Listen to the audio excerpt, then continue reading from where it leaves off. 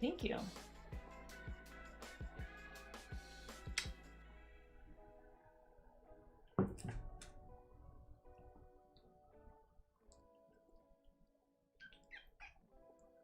Hello. Seattle HQ, Casvan, Cormacian, and Fisher. Look at this belly. Say hi.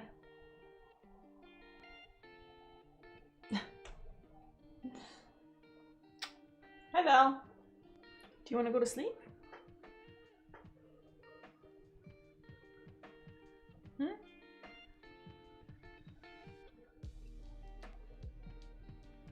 Scratch the fish. It's important. Well, hello, everyone.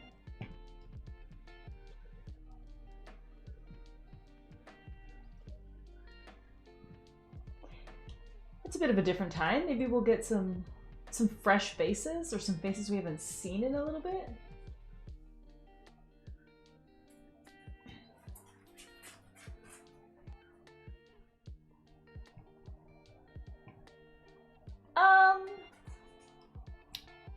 I mean, maybe.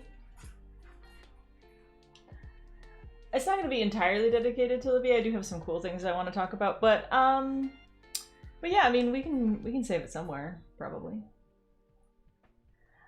BC, thank you for the Bezos bucks. I don't know why the alert will probably go off at like some very strange time in the future. That's weird. Usually my alerts are a little too intense. I have no idea why they're not going off right now. Thanks. Thanks. Yes, this entire, you guys can't really see it, but there's just walruses everywhere. Like, I can't, oh. Well, that's an alert. There we go. They're back. They're mine. They're all mine. Don't worry, everyone. They're back now. Here they come. Val, thank you for the Bezos bucks. Copper, thank you for the Bezos bucks. I don't know what's going on. Chaos. Chaos. Twitch has been very slow. That's weird. Yeah, welcome in. How's everybody doing? What's going on? Anybody here from the tube of you right now? I'm currently in several different YouTube arguments with really, really silly boys. Hi, Lily White. Yeah. So, oh, you still have a walrus mug for me? Oh my god, always accepting walrus mugs. So yes, I couldn't stream yesterday. I'd completely forgotten. Oh my god, here they come. Holy. They're mine. They're all mine. Holy crap. Also.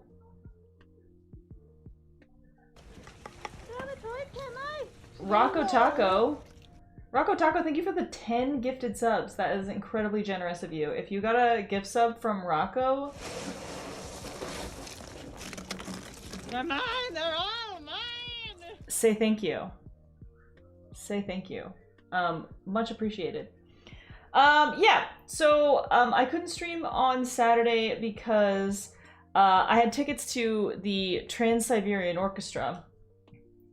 Has anybody seen them? I was disappointed. I was so bummed. I've been waiting to see them for years. I didn't like it.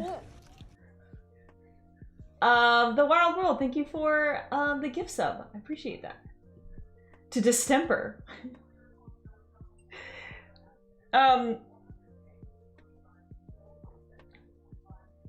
Firstly, I fell asleep. I guess I was just like... They're mine! They're all mine! Rayha, thank you for the Bezos bucks for 61 months. Appreciate you. I really was looking forward to them. I've wanted to see them forever, and maybe I just should have like done more research. Because yeah, there was a distinct lack of orchestra, which I thought was odd. There weren't even any trans people, to be honest with you. No, I actually don't know that. But it was just a light show. And like, I guess I just wanted there to be more recognizable songs. It seemed like there was like a weird story about like a child who found like a kitten.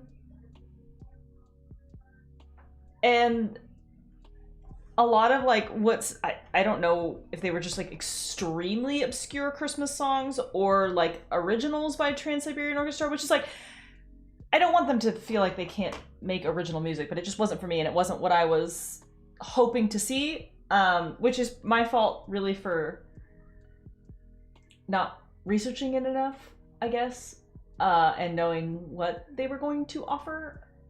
But we left early. Like, I just couldn't. So yeah, so I was kind of bummed about that.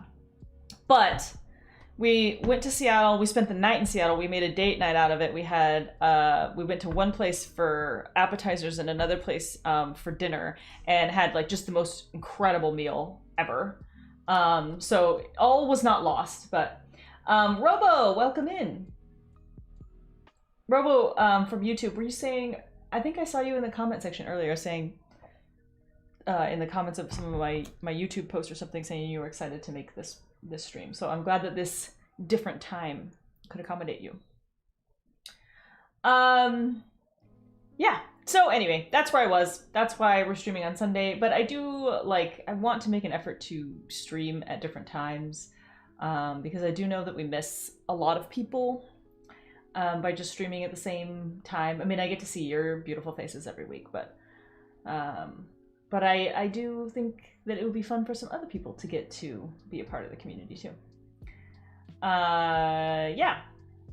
So anyway, as most of you know, really tough week with the loss of Libby, the sea otter. So I want to talk a little bit about that, and kind of like, I'm just gonna use you guys as like my therapy. Is that healthy, do we think? Do you have a therapist? Yeah, it's my live stream, Twitch, and YouTube chat. No, I just kind of like, sometimes it's just nice to like talk about these things, and honestly, there's a lot about the industry that makes this process really unhealthy as a general rule. And that's something that I want to kind of talk about, and talk about getting, getting through and sort of like, oh, we got hype train chest. What did we get? Oh, cute. What is that? I don't even know, but it's adorable. Wait. Yeah, so, so for those that don't know, this is Libby. These are my own videos, and they just are incapable of minding their own business. Libby is the definition of FOMO.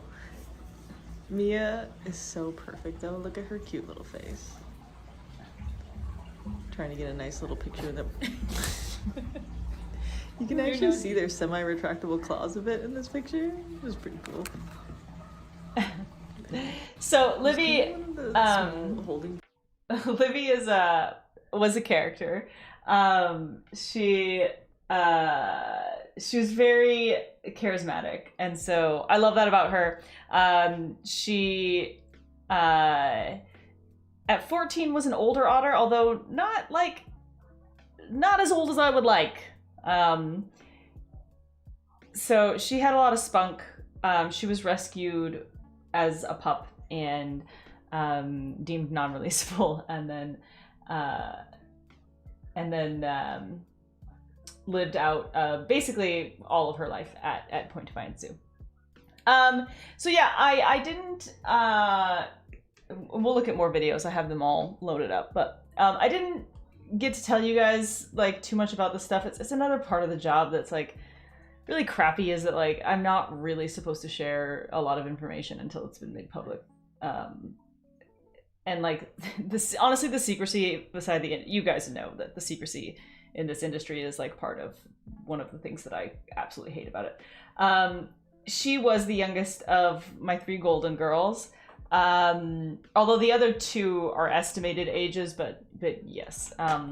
So she's been struggling with chronic pneumonia for a long time, and we don't really know why, and we would sometimes get it under control and then it would just come back. We've been playing this game for over a year at this point. And she had some pretty severe inflammation in her trachea and in her airways. And again, even after the pneumonia cleared up, she still had that. So we don't really know why that is. And she then, this past week, she stopped eating basically entirely. Just like cold turkey. And that's really, really bad for a sea otter. Like any other marine mammal, you can really get away with like weeks to sometimes even months without them eating, is like not a cause for alarm, but in a sea otter, 24 hours is a big deal. And so she didn't eat for a couple days, and we took her in for an emergency CT scan, a scope to see what was going on in her trachea and her airways, and I think one other thing that I can't remember.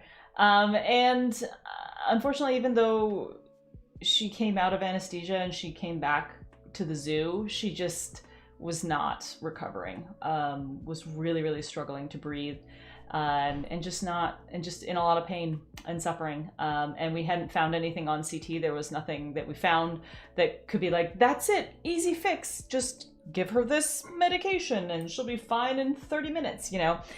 There was nothing like that. So we made the decision to euthanize her, which I think was the right decision. I know it was the right decision.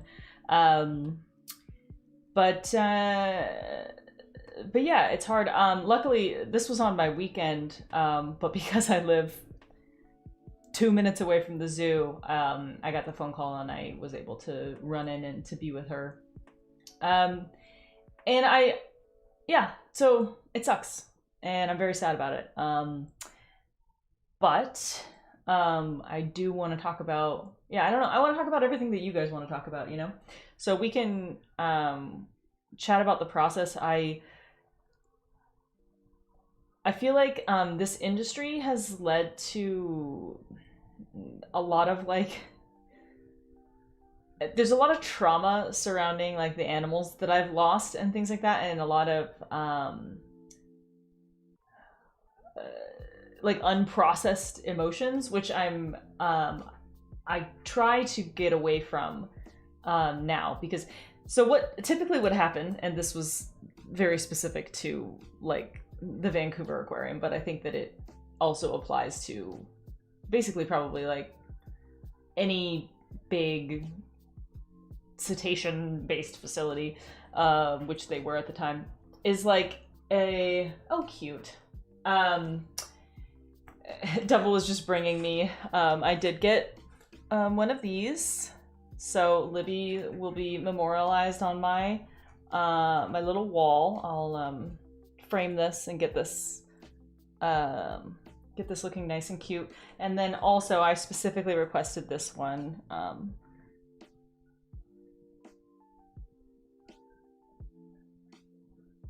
So cute. I love that. Yeah. So what usually happens when an animal passes away is we as the staff are expected to basically move on instantly. And I mean that like in the literal, like absolute literal, most literal way possible. So, like for instance, I've lost beluga whales and been expected to within 5 minutes go and do a show, a full, 30-minute production. And that's obviously not healthy. But because of that, I've learned to process things very, very quickly. And so I'm kind of trying to undo some of that work. So yeah, all week, I've really allowed myself to be sad about things, to still laugh about things, but I'm in my free crying stage. Just, you know what? If the tears are coming, just let it happen, sort of a thing. And I feel like that's a much healthier place to be.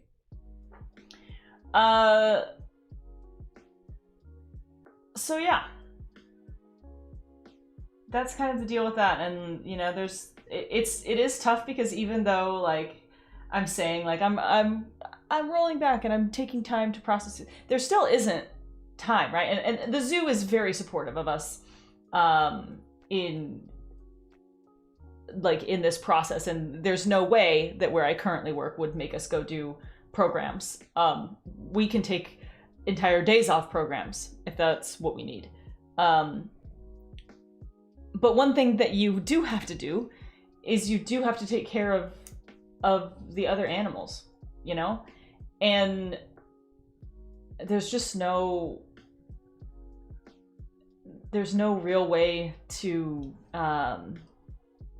deal with it in the way that you should. I think on YouTube, Joe says, "Sorry, that's always really tough. I've had to do that with dogs. Very hard."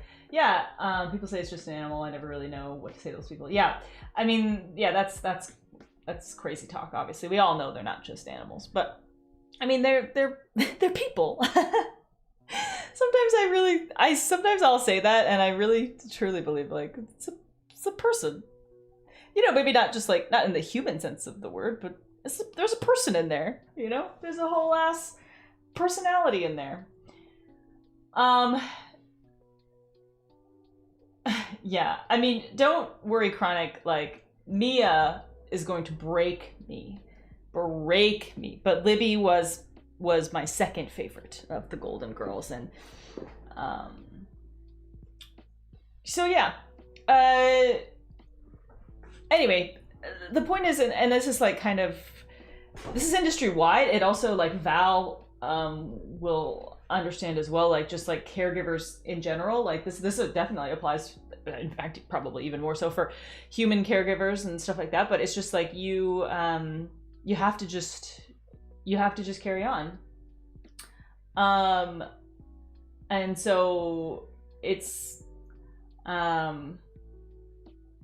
like just a part of the process, but it's why there's compassion fatigue is a big thing in this industry, and in veterinary care, in rescue and rehab. Compassion fatigue is a huge problem. I'm not here, like, I don't want you guys to think this stream is like a self-help course. It's really not. This is literally just like me spitballing, just like throwing ideas and just my jumble of thoughts on this. It's not, I don't have any agenda with this or any advice for you.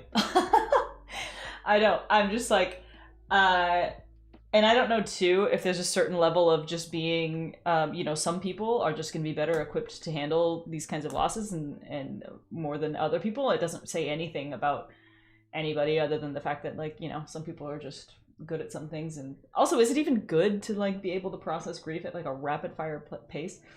Probably not. But yeah, I mean, I very quickly, I do a lot of crying. There's a lot of pain, especially in the moment. There's a lot of pain when going back to work. Yesterday, I had a little cry because I realized that Libby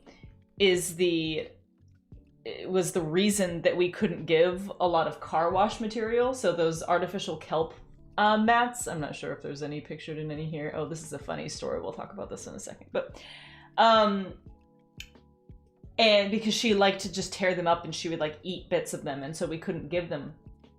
And so yesterday I walked by our like kelp, our artificial kelp storage area, and I realized that I could give the girls that because Libby's not here anymore. And woo, that did not feel great. So yeah, it hits you, it goes, you know, it comes and it goes. But then we made something fun out of it, and we took every single piece of artificial kelp that we have in the department, and we laid it all out for Mia and Clara. It looked like a giant like pile of blankets out there, and so that was really fun for them, and that was sort of healing too, right? So I don't know. So very quickly, I moved from being very sad to just being grateful for having something to be sad about. That sounds weird, and you know, if you're not able to do that, that's not a problem. It's very weird that I can quickly move to that, but yeah, I like to think about the life that the animal had, the impact that they had, not just on me, but on the world, and yeah, and how nice it is to have something to cry about. Does that sound weird? Just that, you know, if you're not sad when an animal passes away, then what was the point? So I don't know.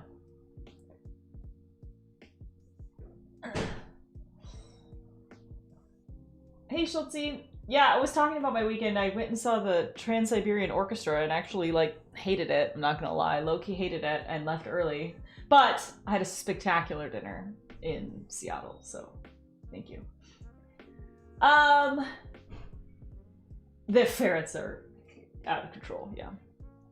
But yeah, so those are just some of the challenges that that you face as like animal caretakers, as human caretakers and stuff like that. It's just that there's no, like, you just basically have to move on. And we unfortunately have to do that very quickly. Luckily, I have some of the most amazing coworkers. Okay, so I want to talk about this story really quick though. This is one of my favorite. I don't even know that this got that many views. I don't even know how many views this has. Oh, it probably has some decent views. It has. Anyway, this was Valentine's Day, and I decided that the theme should be that Libby is the one hosting Valentine's Day, and so she made all the Valentines. So this is Clara's Valentine from Libby to Clara from Libby. Very cute. A little heart, some shrimp. This is Mia's, so it says to Mia from Libby, silver sides. Those are Mia's favorite. That's very thoughtful. And then this is to Libby from Libby. So Libby made herself the world's biggest Valentine's Day treat, and I thought I was really eating with this one. I thought this was hilarious. I swear, I had this conversation at work the other day. I was like, if the social media department would just unleash me, we would be unstoppable. I have so many funny ideas. I really think very highly of myself. Anyway, so for those of you that were wondering, I thought that was that's the story behind this.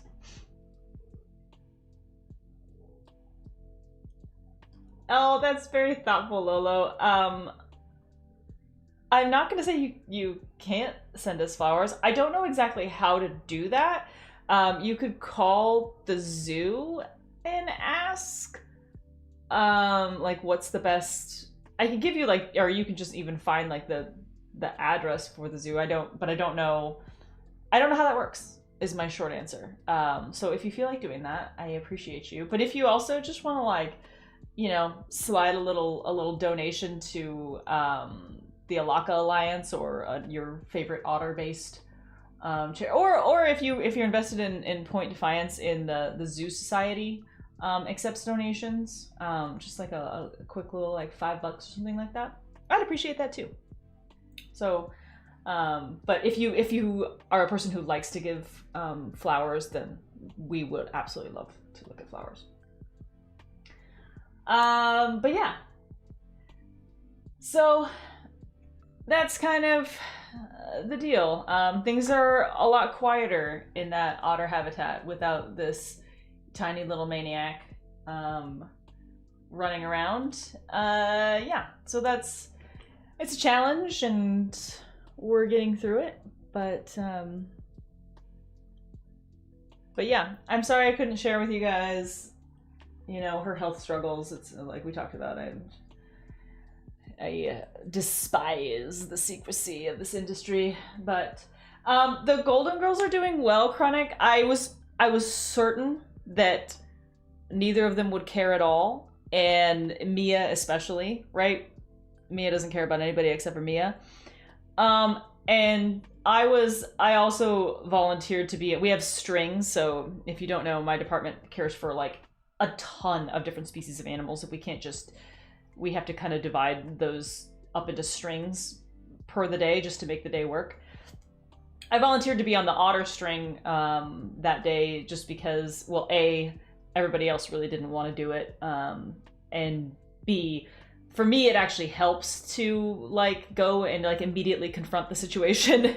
I don't like essentially pretending that it hasn't happened or avoiding instances that are going to make me feel sad. I'd rather just like, let me get all the crying out today and then move on. And so we did their first feed, and then I came back to give them some enrichment a little bit later.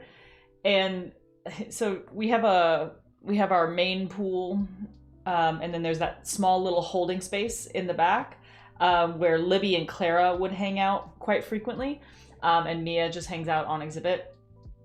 And so I went to go give them enrichment, and they were both in the back. And Mia never goes back there. And I was like, that's not good. And then I started crying again. But yeah, so they seem to be fine. They're hanging out with each other. They're snuggling and really enjoying time with each other. But yeah, they're doing okay. So yeah, so that's kind of that. If you guys have things you want to talk more about on this topic, then I'm happy to explore that. But I just kind of wanted to give you guys an update on where that's at and what that's like. In some ways losing a pet is way harder, and in some ways losing an animal at work is way harder. I mean, it's just different, right? But it's just hard because, when you lose a pet at home, like, arguably you have, a really strong attachment to your pets, obviously, because you live with them, they're family. Whereas these are, well, they're very, very, I don't live with the otters, but sometimes my interactions are even more in depth than people's are with their pets. But at home, like, you can just mope around and like just wallow in whatever your emotion you're feeling, and at work you have to just move on. I do spend more. Part of the problem with spending time with ferrets is that they're often sleeping. But yeah. So that's what that's like, and I'm still really sad about it, and I'm still processing it. I think that's okay. Yeah. So I'm going to continue to cry about it whenever I feel like it. You can't stop me.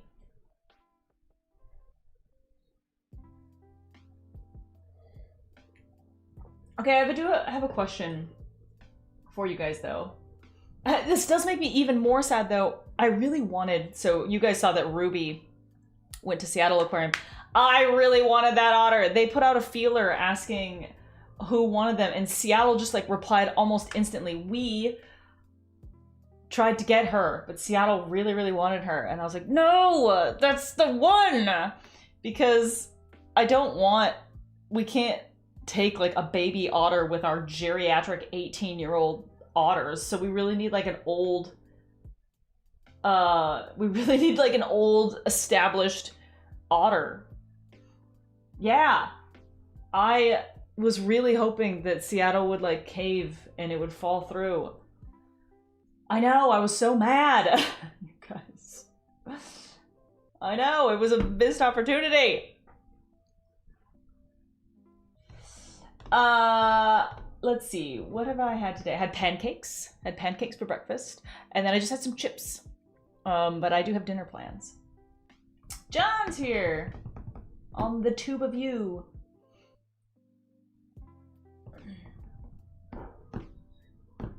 What if they send you one of Van Aqua's otters? That's fine. I could probably... Yeah, Kunik would be fine. Kunik would be my first choice. But I don't think they're looking to relinquish any of their hoard. Okay. A couple things. I think I already know the answer, and you guys are gonna lie to me, and that's fine, but I was like, I really want to play The Sims. Would you guys, like, hang out with me while I played The Sims? Not tonight, but, like, in a future stream? I've been, like, jonesing to get back into The Sims. And, like, some games and stuff. But I always find, and the, you know, the diehard core group of you are probably gonna be here. But I know I'm gonna lose a bunch of viewers. But does it really matter? Who really cares? Dead by Daylight? No spooky games. Y'all have seen me in the spooky games. You missed the games? Okay, I might try to plan for just like a cozy... I do still have my mammoth game, Roots of Pacha. That's a great game. But I feel like Sims is just like a little bit more fun to watch. Hades 2, yeah. Hades, so here's the problem. Is that I do like to like chat in between, right? And like we could be chatting, you know, marine mammals and like stuff like that in between. It's very hard to chat when I'm playing Hades 2. I could shout. That's true. Anyway, I just kind of got one of those cravings, those like jonesing for those. Not that Sims is really an old school game, but I mean it's been around for a long time, right? And I just downloaded a new. They have like a Seasons DLC, which I heard is like excellent, where the seasons change, and I just like I kind of want to play The Sims. Okay, well that might be in the cards in the future. YouTube, Smokestack's asking, would you be interested to do a video about the killer whale from the movie Free Willy? Maybe. Potentially. Let me tell you what's going on YouTube right now. Our last video I thought was really cool. That was about the maritime lions. That video did fine. And we have another video, coming up about animals that are cheating death, basically. And the idea behind that is, I don't know if you guys saw, I did a TikTok and an Instagram reel about the bowhead whale and how they... I did that, didn't I? Sometimes it all bleeds together. Was that just an idea that I had, or did I actually do that? But the bowhead whale essentially has a gene. No, I did it. Yeah, I did it. it essentially has a gene that makes it so that it can deal with cancer much better. So it repairs double helix breaks in a way that humans cannot do, and it is one of the reasons that it lives. It can live to be like over 200 years old. So that's our next video, and we're actually collabing. And it's my first ever like true, like I collab with OCN sometimes, but it's not really, it's like I just interview them, you know? This is our first official collab, and it's gonna be with Shark Bites. You guys know Shark Bites? Because we're gonna talk a little bit about the Greenland shark, or he's gonna talk a little bit about the Greenland shark. I'm really excited about it. Yeah, the problem with doing a Keiko video is, it's gonna be rage baiting. It's PETA baiting for sure. And I just, YouTube is already like so wacky. You guys would like, if you identify as a man, I would encourage you to spend like, to operate the YouTube channel of a woman for like 24 hours. And like, the comments are, YouTube has got to be worse than any other platform. I don't know why, but comment-wise, it's just crazy. I think it's because on YouTube, you can be whoever you want to be, right? Like some people use their real name, but some people are just whatever, and some people just have like you're not really, on other social media platforms, you're typically operating as yourself. Yeah, there's more am I having a stroke? Anonymity. Anemones. I almost like, my tongue almost got stuck to the roof of my mouth or something. Yeah, John knows. John's aware. John Weiss on YouTube is often one of my keyboard warriors coming to help.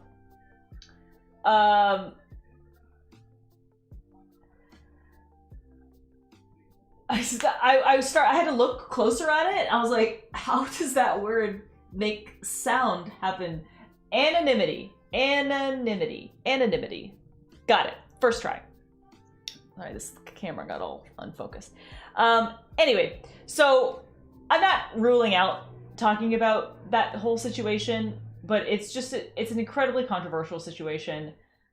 And people on both sides are not willing to hear what the other side has to say. And so what would happen, because I'm a person who does not believe that like the vast majority of situations are not black and white. There's a lot of in-between gray area. And so as far as like captivity goes with marine mammals, I think there's a lot of gray area in that. But the issue is, by and large, people believe in the black and whiteness of that issue. And so I would be making everyone mad. There would be like, it would be, I'd be making people in the industry mad, and I'd be making anti-captivity people mad, and no one would be happy with me if I were to do that video the way that I wanted to do that video. Anyway. Oh, I bet trans YouTubers have it way worse. That's 100%. Like, I know that. So, anyway, so that's kind of the next video, and I'm really excited about it because I've never done a collab, and I'm gonna use that as kind of a blueprint to then do a collab with Casual Geographic soon. I know I've been talking about that for a long time, but my biggest problem has been that I don't know what that looks like. I don't know how to make it look right. And Shark Bites, all credit to them, had the idea for how to make this collab work, and I think it's very, the blueprint for it is very universal, and so I'm excited to implement it in a couple of other collabs. I'd also like to touch base with Lindsay Nicole and see if we can do something too. So I'm in my collab era, or I'm manifesting that for myself in any case. So yeah, that's kind of like what's next for YouTube. We have a couple of other ideas too. So we've got some things in the pipeline that I'm excited about. But anyway, I have a couple of cool marine biology stories I want to share with you guys. I also thought we could pop into Metazoa really quick and see what's up.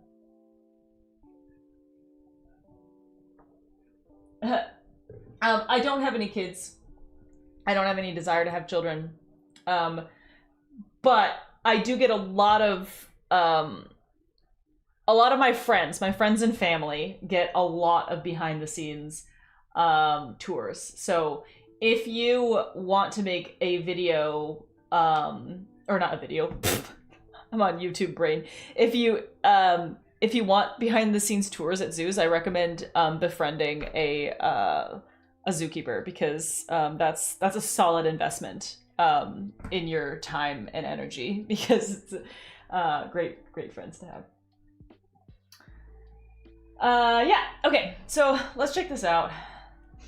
Okay, where to start? Where should we start today?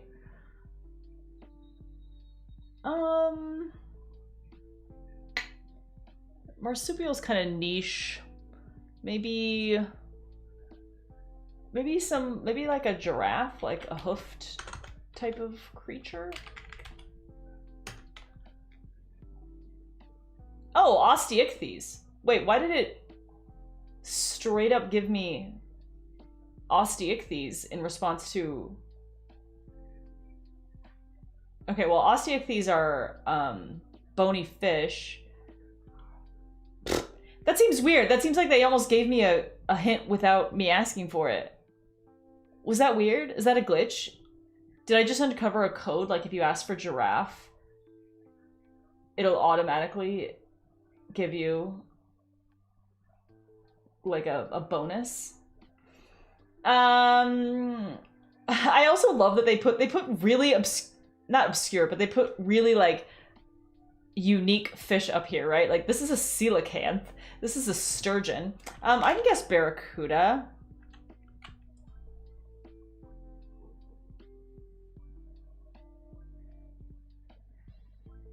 Okay, so it does look like, oh, both marine and freshwater ecosystems.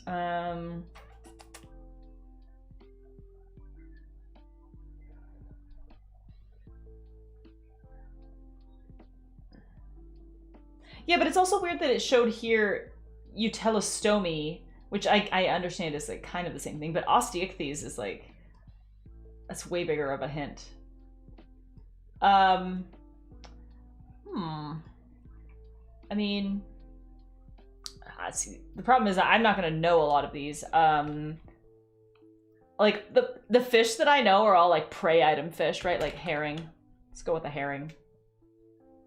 Guess freshwater? Okay.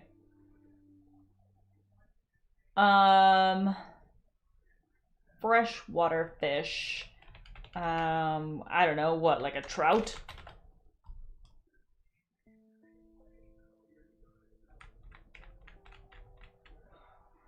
Yeah, we might need a hint. We very well might need a hint. Sunfish? That's also like a really wild niche fish. Oh, they don't even have it on here. What is it actually called though? The mola mola? No, okay, they don't have it. No, I like sunfish better. A puffer? You guys, by the way, I'm gonna have to do a stream.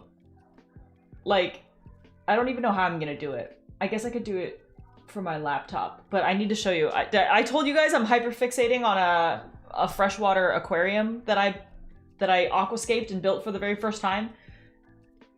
And last week I added freshwater shrimp and crabs, and it's the greatest. I know sunfish is a fish, but I like sunfish better. A pufferfish? I do love a pufferfish. Anyway, it made me think of that because, oh, well, there you go. Because a freshwater pufferfish was actually an option for buying. And I'm losing my mind. You guys want to see some of the fish that I have? I ordered. They haven't arrived yet. All right, you have to join me on this hyperfixation journey.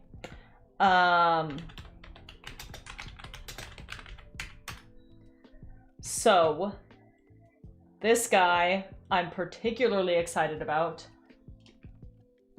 Look at how cute it is! This is like an algae eater to help keep the tank clean, but look at how beautiful! I love him already. I need to fish in Stardew more? Why? I know the sunfish is a fish. It's just called a mola mola. Isn't that its, like, real name? See you later, Schultzy. So I got this guy. He should be arriving sometime in the next, like, 3 days or something.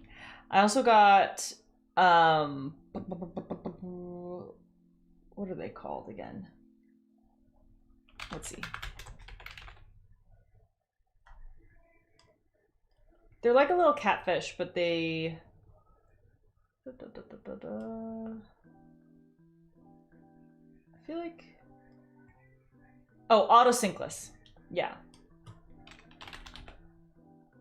Is it just one T? I think so. Yeah. So they're these guys. Look at how stinking cute they are. Stop. Yeah, Chronic, unfortunately,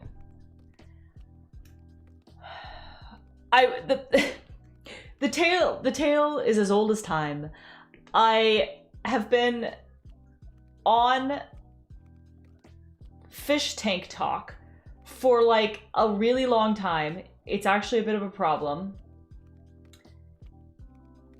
And finally, I was like, screw it. Screw it. I'm getting a tank. The ferrets can't get up to this tank, luckily.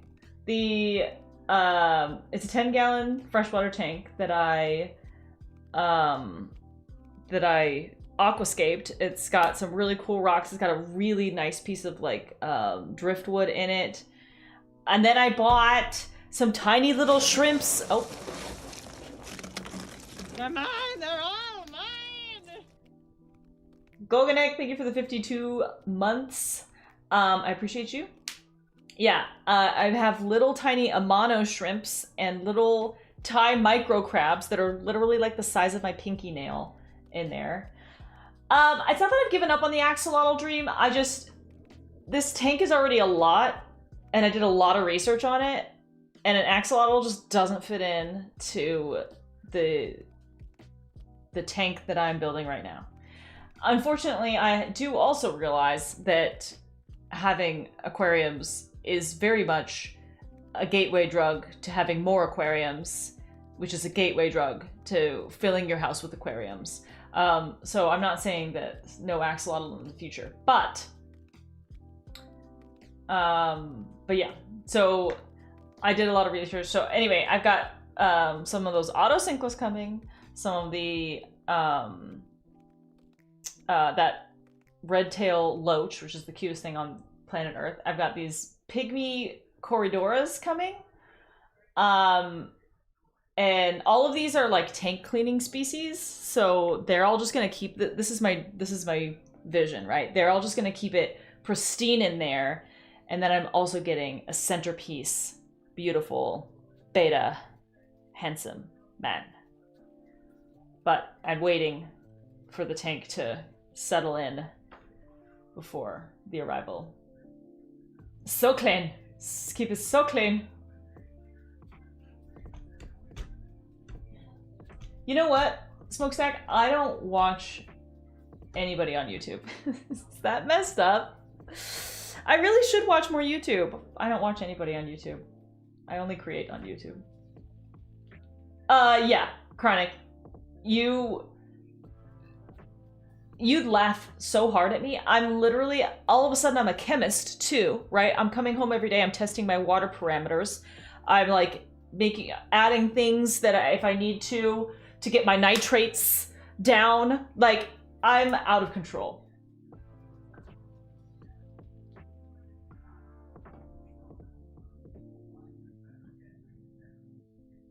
Don't worry, I have all the things to deal with ammonia levels.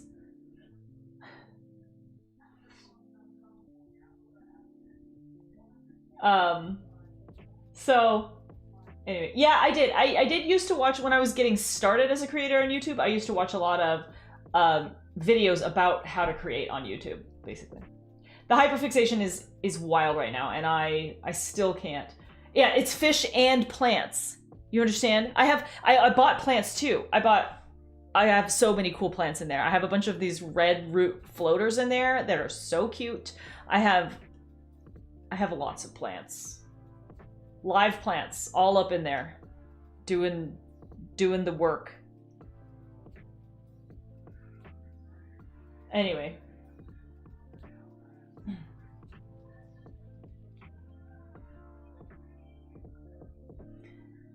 Yeah, I mean I have lots of ideas. But when I do need inspiration, I'll go looking. Actually, I look a lot for inspiration in scientific articles about what's going on in the marine world right now. I know. See a picture of the aquarium? I wish I could take you with me right now.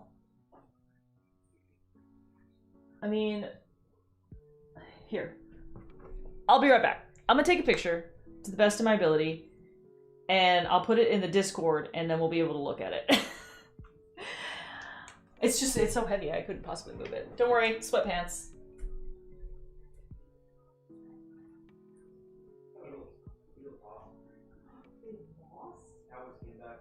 No, wow.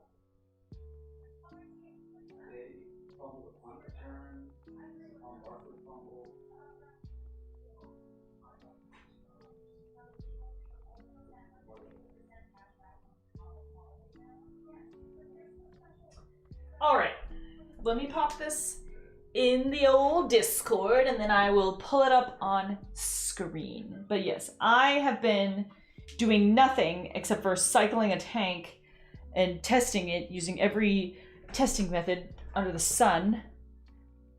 Let's see, where should I put it? Does it go in pet pics? Sure. You're not gonna be able to see any of the actual animals that are in there because the shrimp are so small.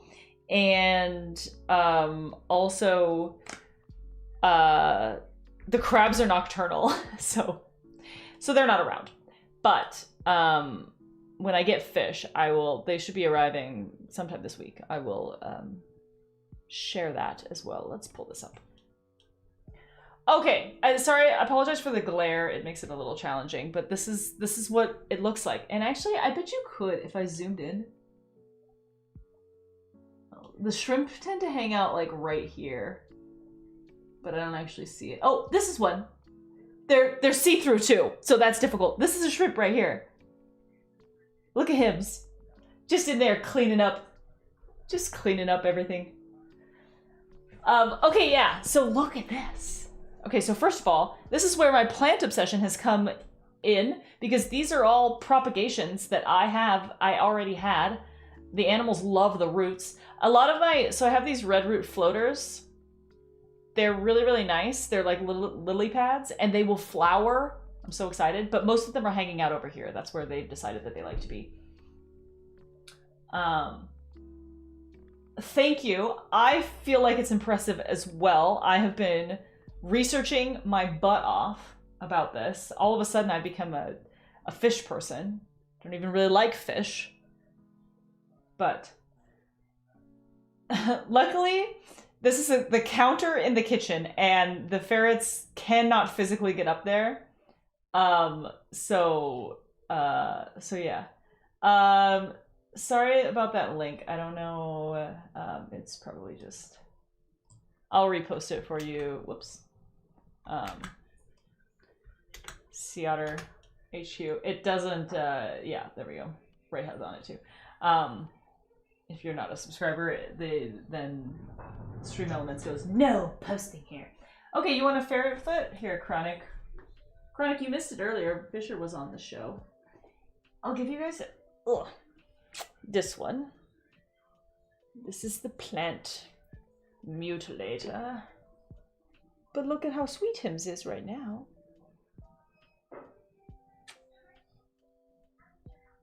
Okay, those are some Pete's.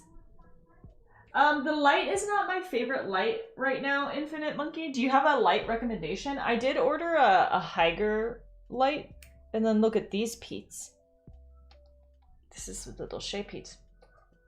Yes, Fishy was around. I can try to find him. Oh, I found him. Actually, here. I'll bring him on, but like, look at this. Oops.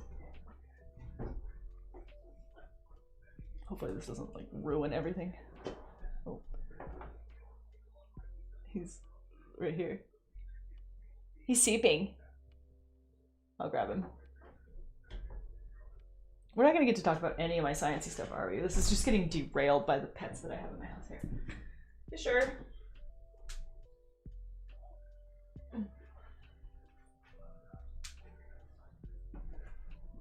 Oh. Oh, thank you for those kisses. He's licking my finger. Thank you. Those are nice.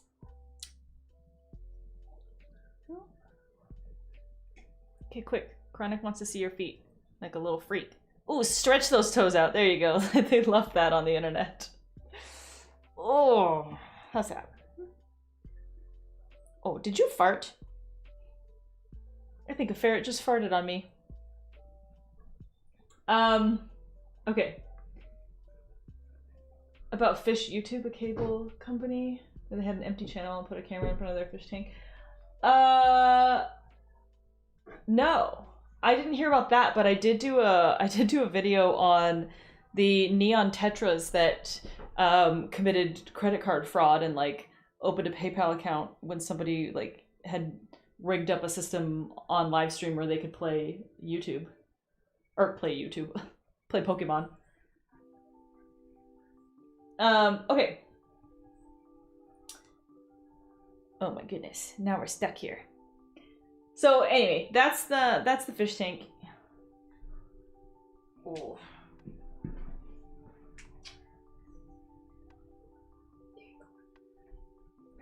And I'm pretty excited about it. I'll keep you guys posted on that. And if you are fish people, feel free to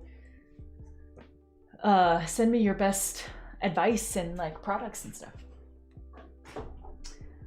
Yeah, I have a different light coming because I don't like super love that light. And that light also I have to click on and off. I want a timer. I need a timer. You are fishy people, different kind of fishy people. Okay. I do briefly want to tell you, it's not like a big deep dive, but like there's a couple of really interesting things that happened recently, and I want to share them with you guys.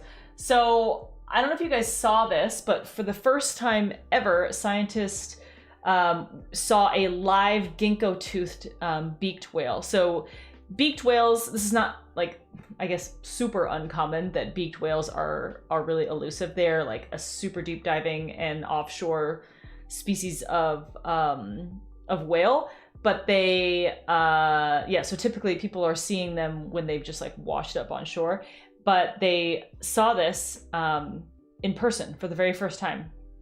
And that's really, really cool. These also, we've talked about them before, but beaked whales have tusks, which I hate about them, but it's still kind of cool, but I hate it. That's kind of a weird statement, but like, so they develop these tusks and they use them to sort of like fight. So this is what it looks like when they pop. Ugh. They're like essentially like popping through the, I hate it. I hate everything about it. But anyway, so when we're looking at this image here and all these like scars and things, those are apparently scars from other members of the species, and that's like one of the things that they will do is spar with these tusks, which is pretty gross. You'll see if you run into this, and actually probably after this live stream, you'll probably see it more because your algorithm will be all jacked up. But they, the headline right now is like, scientists saw this whale species for the first time ever and promptly shot it with a crossbow. And I'm like, we really don't need like to be like scientist fear-mongering this is starting to piss me off. Like they took a DNA sample of the animal that didn't hurt the animal. It actually it probably does sting a bit, but it's just a small puncture that gives you like probably like a, you know, this much like chunk of skin and blubber, so that they can take DNA samples. They've never had a live individual before. So anyway, so when you see that headline rolling around, I want you to go, no, that's clickbait. So yeah, rage bait. So that's one story that I thought was really, really cool. Imagine being the first person to see one of these animals alive. What's up? So Smokestack on YouTube has an interesting question about like how people measure like wild animals. Oh. I was thinking about like the morphometric drone that they do with killer whales, and you know. Yeah. Because you can't really like measure and weigh a wild animal. Yeah, well, they don't measure with like tape, you know, the same way that we think of when we, or like a ruler, the same way that we think of. But basically, you can use math. Now, I'm not a math girl. We all know that. But there's equations that exist when you know how high you are. So like with a drone, for instance, if you know how high you are above an animal and you know blah, blah, blah, blah, blah, other math things, you can essentially determine based on like morphometrics and trigonometry. I'm sure they're using some trigonometry in there to determine how long an animal is and how wide. And then they can take that data, and if they know a little bit more about like the species and stuff like that, they can even estimate like weight and stuff like that. Yeah, like world's largest killer whale. Yeah, I mean, so that's what they're using that. So especially in an instance of killer whales, they have almost unlimited, not unlimited, that's silly, but they have just enormous amounts of photo evidence of what these animals look like, data, and a lot of these, like, let's just see.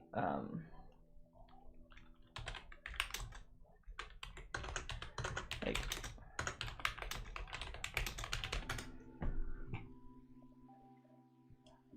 so like this is probably, yeah, like, so here's NOAA, which is the National Oceanic and Atmospheric Association.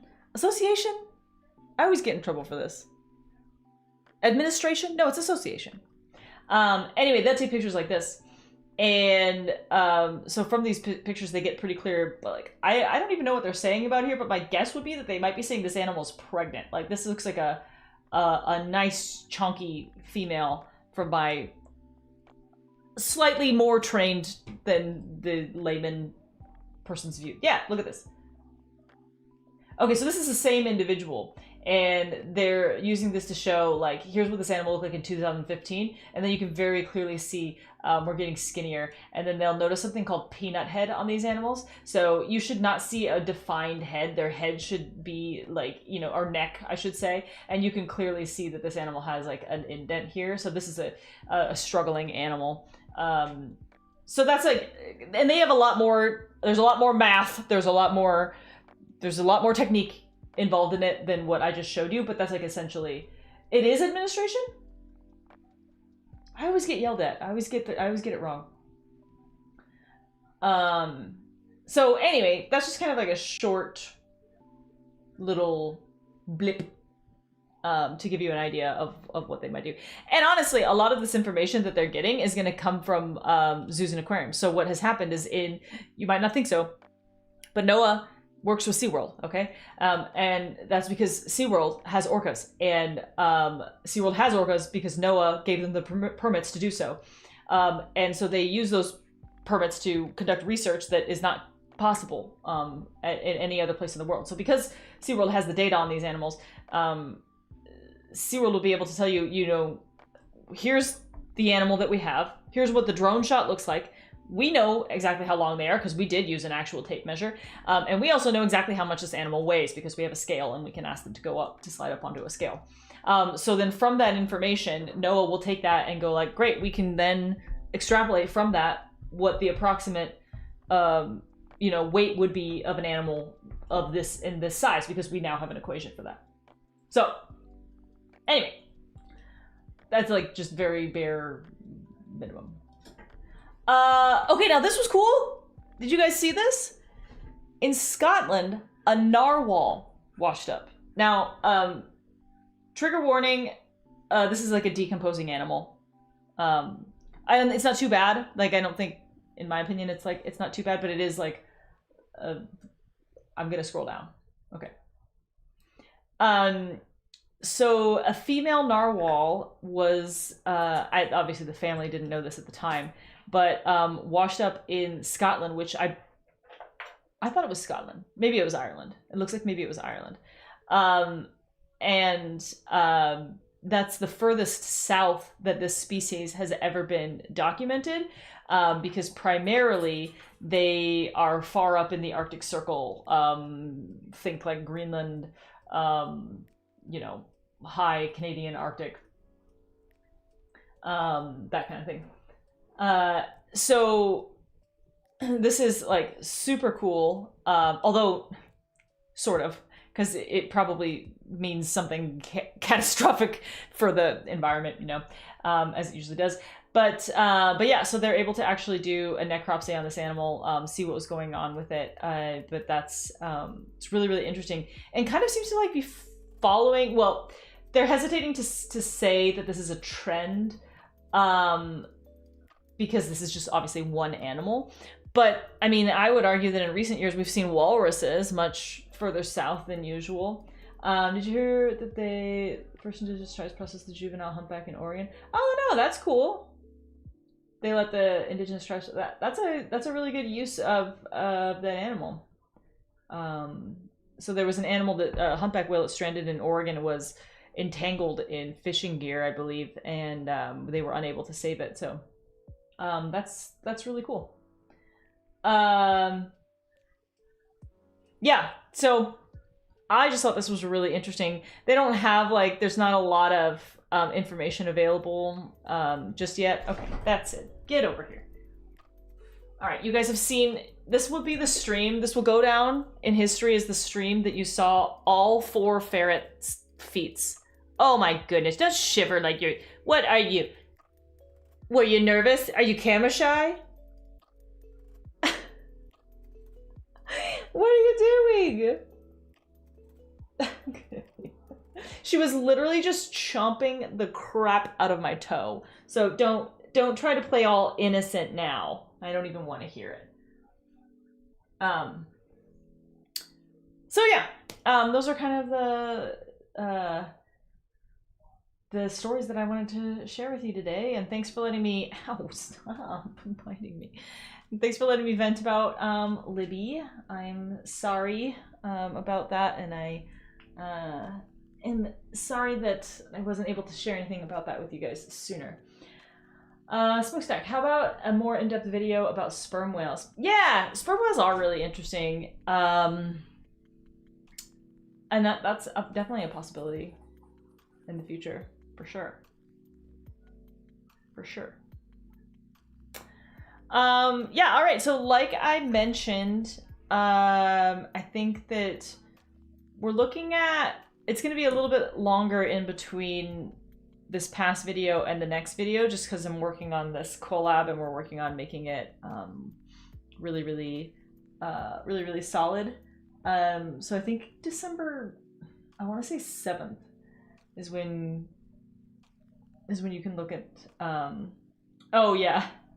Well, see, Double Agent goes and looks at this from an algorithm standpoint, and we can't put sperm in the title of our videos. So that does make it tricky. Yeah, so look for that collab, and I hope you guys enjoyed that, and check out my cameo, which will be on his channel as well. He's going to be talking about, well, I'm not going to tell you what he's going to be talking about because it's not my place, but I will be in there talking about something that I know, and you'll have to go see it. And those videos will both be coming out December 7th. So, yeah. So I hope you guys have a fantastic rest of your weekend, and I hope that your week is a little bit relaxing as we get into, oh, well, we've got American Thanksgiving coming up. So I hope that if you celebrate, I hope that you have a good one. If you don't, I hope that you still have a great Thursday. And I hope that you overeat anyway, even though it's not part of your celebration.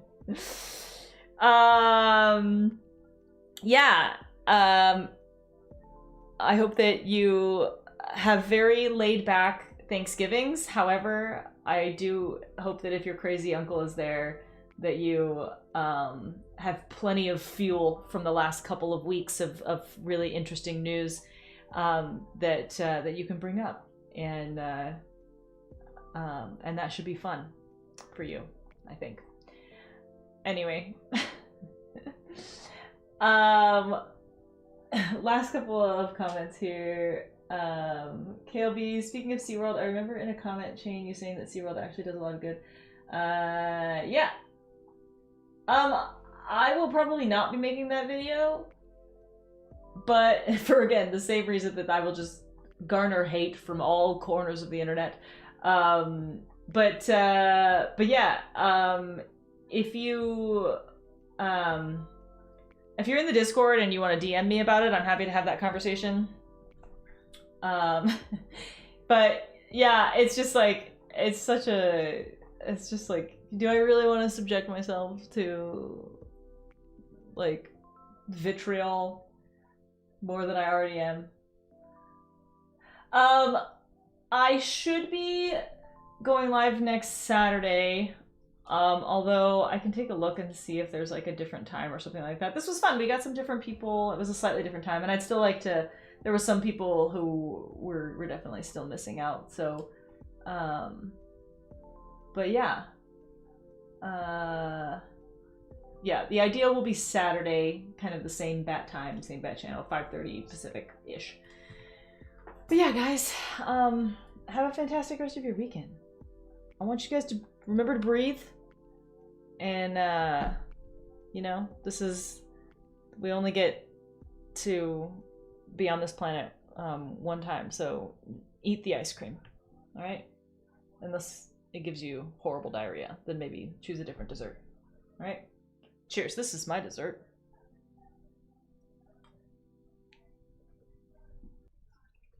Bye, guys. Love you.